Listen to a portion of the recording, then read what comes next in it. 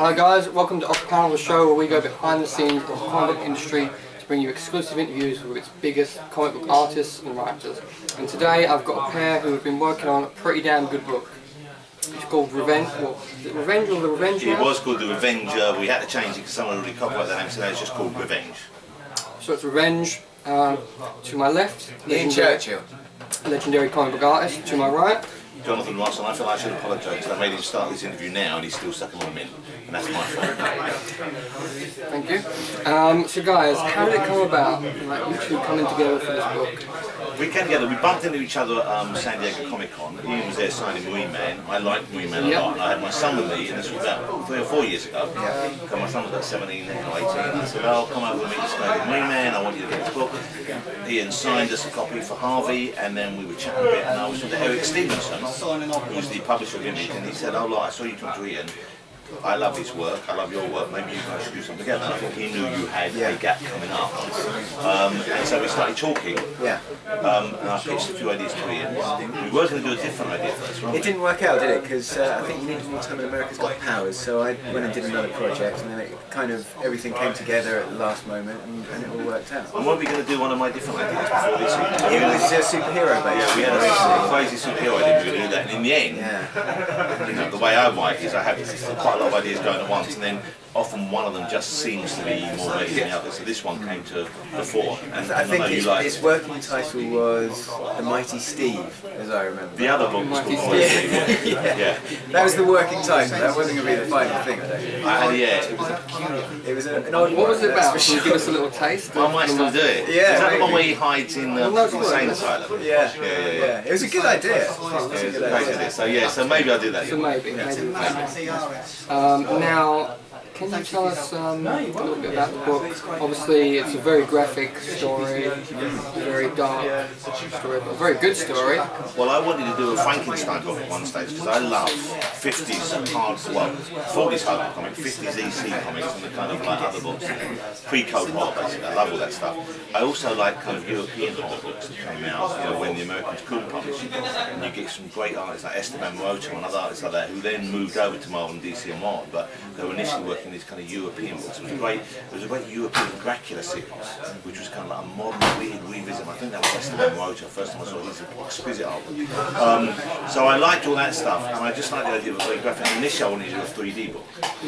So I drew some sketches myself, and it was going to be called Frankenstein 90210. I like the idea of a modern day Beverly Hills kind of person reconstructed. It was initially a different idea. They were going to be reconstructed from scraps left behind at a plastic surgeon. Right? And that was a totally different idea, and I drew that cover you saw, and I imagined it as and I started thinking about a book where you could have the storyline playing out in different realms at the same time. So I wanted the story occupying the conscious world, and I wanted him to be drugged by, kind of like crazed by pain and slightly under kind of various drugs, and so I kept going out in different kinds of hallucinations. It became really complicated, so I wanted one book to be a drug hallucination, one book to be a pain hallucination, one book, you know, and it was a separate book. Yeah, and I wanted to be. This was before we. The top half of each page would be what was really happening. The bottom half would be how he interpreted his mind. We can imagine what a nightmare that was to try and write. So I just kind of pulled away from that. And then at one stage I wrote quite a lot of this in iambic pentameter. Did I say that? Yeah, you told me about that. But that's, I didn't really read the book. B felt too horribly gimmicky. And that's because this was inspired by the old revenge tragedies, like Marlowe from that period. And I like the idea of it being full on, very gruesome. And there's still an echo of that in the covers. And in the logo as well. It's very Jacobean. So we wanted to feel a little like that, even though now that's been kind of washed out of it a little bit. So then I pitched the idea as it was, without the plastic surgeon, and moving that to Ian, and he liked it enough, and we were talking about how graphic we could make it and what we do with it. Because the covers originally, you were going on about the humours of the body, weren't you? And the Jacobeans believed that there were different humours in the body, there were different kind of elements of the body, and that if they weren't in balance, that's when you look like disease or have malady. So I wanted it to be, they were white, red, blue and green, I think, weren't they? Something like that, no, white, yellow. Black. yellow, green, Clearly, red. clearly we forgot the anyway, that's what the covers were meant to do. Represent the humours inside the body, and but once again, that was kind of just a kind of, you know, we were just alluding to something that specific meaning. So that's still there a bit. And then, but Ian liked the idea of doing a book that's full on this. It's completely about terms. I don't think I've ever seen you do like that graphic. I don't think anybody gets to do these graphics, generally speaking. You know, I think Avatar do crosses. yeah, but you know, generally you have to go the creative route to even start imagining this stuff, really. So Image has been a great home for it. We'll get on well with the Image guys. I love working. Yeah, so and working with Comic Craft as well, who letter it. Arif Priyanto, who colours it. I've tweaked things, but generally it's his colours. It's all worked out really well. Jonathan's very happy with it, which is the main thing. I'm very happy with it. Both very great. Yeah. But what we like is the fact that readers have given it a chance, and like it's a different sort of book to ones I've tried before. But I think because of some of the reviews when first came out, and you know the reviews you can take what you want from them, but some of them were like, oh, I hate this book, it's awful, it's just gratuitous exploitation. That was what it was meant to be. Well, yeah, what makes the whole point. Yeah. You know, if you hate it for those reasons, don't read it. But we're pleased with the way it looks, and I'm very pleased with the reaction. Yeah, me too. Yeah. Because you never know how people are going to react to these things. But generally speaking, the people that were going to love it anyway loved it, and they went ecstatic for it. But there were people that were sitting on the fence and weren't really sure how it was going to come out, weren't really sure what to expect from Jonathan next or myself, and they seemed to have embraced it, which is great. You know, it's not something I was totally expecting. So I've been very pleasantly surprised, I must admit. But I think as well, people enjoy seeing you do these comics. The art, I mean, it's beautiful art. You really, you know. Yeah. Thank you. I mean, it's a stretch. I'm not going to say it was easy for me. You know, because my main sort of genre that I generally gravitate to is superheroes. It's what I'm most known for. But it was the fact that Jonathan gave me the opportunity to do something outside my comfort zone that made me think, oh, it's going to be a bit of a challenge. And so I really wanted to grab it with both hands and take a crack at it, and it seems to have worked out. And like I say, it hasn't been easy. I've had to use far more reference than I have done. It's had a look at, I mean, yeah, which is a tough one. It's had a look at a lot of images of naked women online, and so if just like a message to Ian's partner now, if you do go through his internet history, it was all research. Yeah, it's all research. But having said that, about 12 years. 20 years research.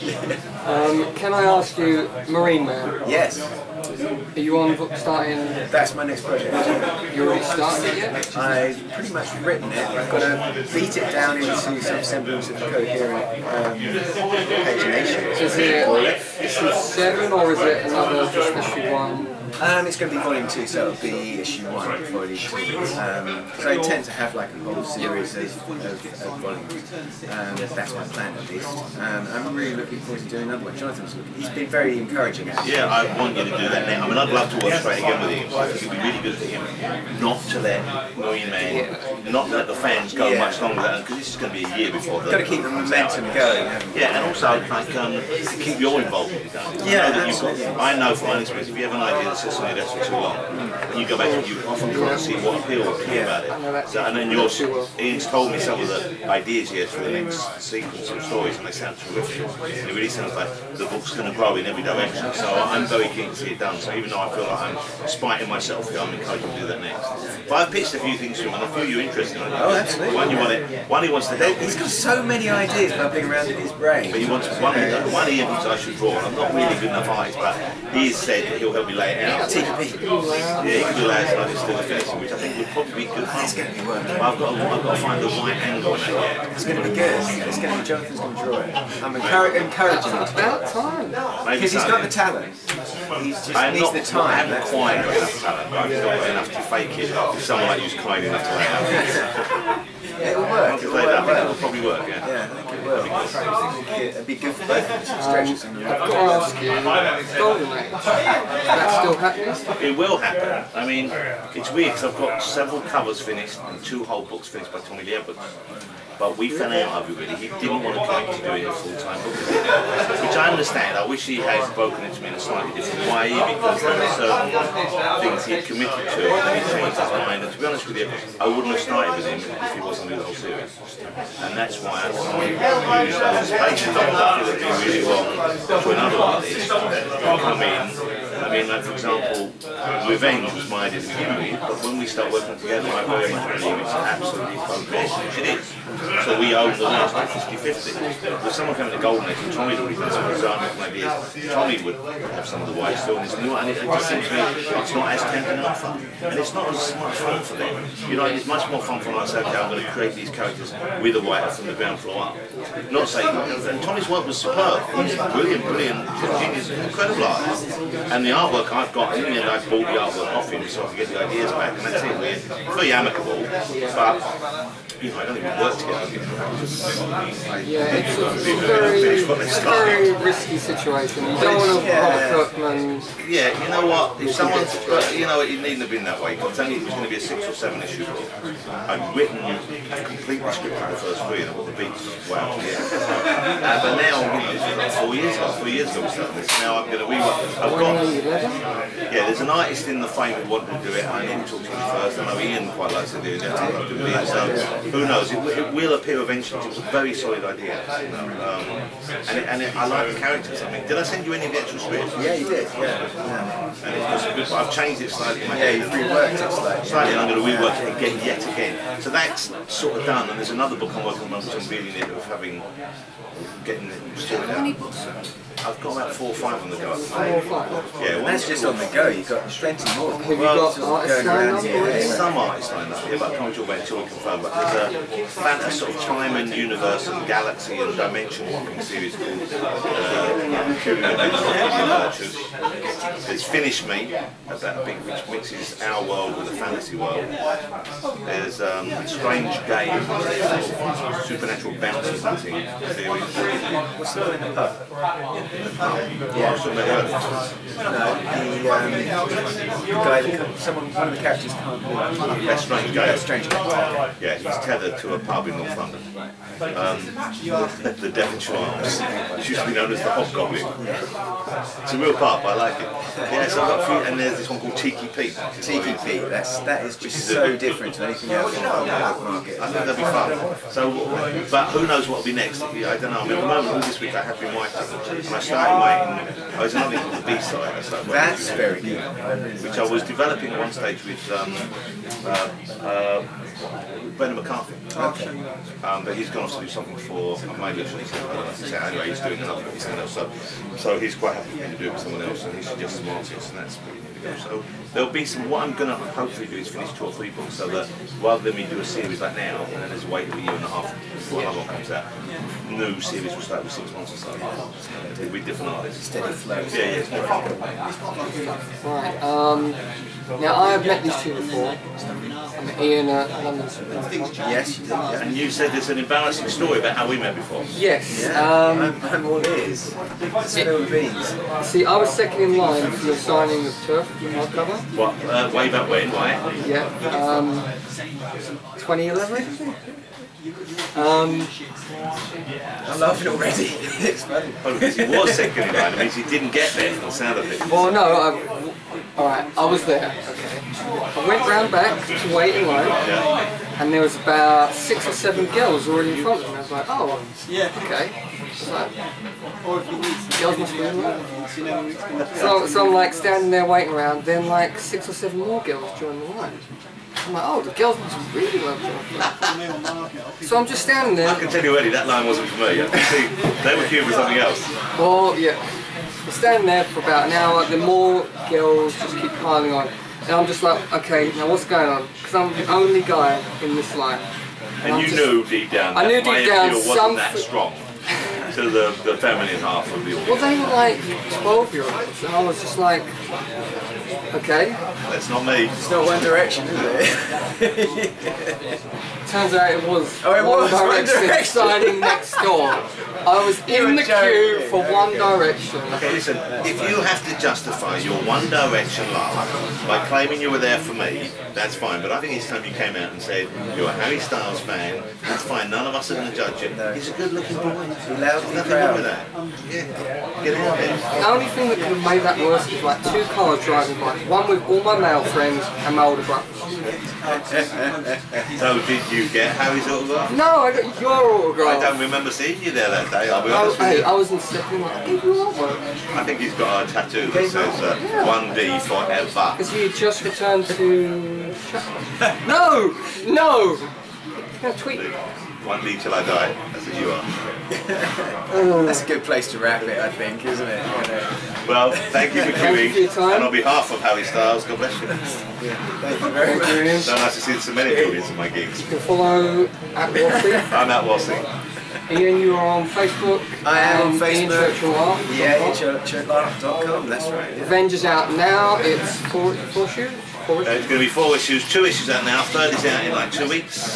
Yes, end of this month. Yeah. End of this month, 4 is finished, Four's pencils. finished drawing, it's being coloured at the moment, it will come out in time at the end of May. And issue 1, second printing. It's out.